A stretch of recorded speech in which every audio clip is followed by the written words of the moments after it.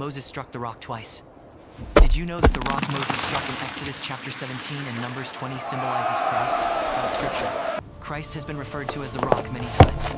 Sometimes he is called the rock of Israel, rock of ages, and rock of our salvation. Daniel also saw it in a vision. A stone cut without hands and struck the statue of Nebuchadnezzar on its feet of iron and clay, breaking it into pieces.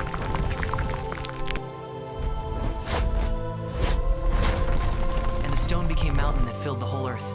Daniel 2 verse 34 to 35.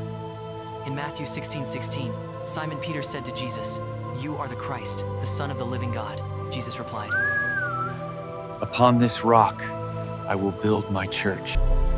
The rock is the revelation of Christ himself, the foundation of the church.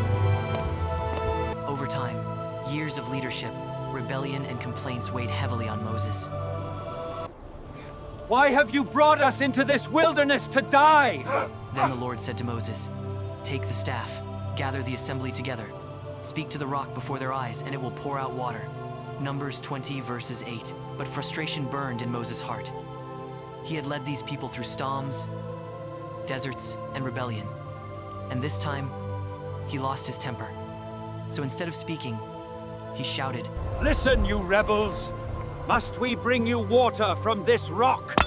God said, "Because you did not trust me to honor me as holy before Israel, you will not bring this people into the land I give them. You will not enter the promised land." Numbers 20:12. The command was to speak, not strike. Because that rock was more than a stone. It was a symbol. It represented Christ. The first time Moses struck the rock in Exodus 17 verse 6, water flowed, just as Christ was struck once for our salvation. But this time, God wanted Moses only to speak to the rock. Once Jesus has been struck once, we no longer wound him again. We only speak to him. We simply speak faith, and the living water flows freely from within us. Even when we fall, Christ's grace runs deep. For with the heart man believeth unto righteousness, and with the mouth confession is made unto salvation.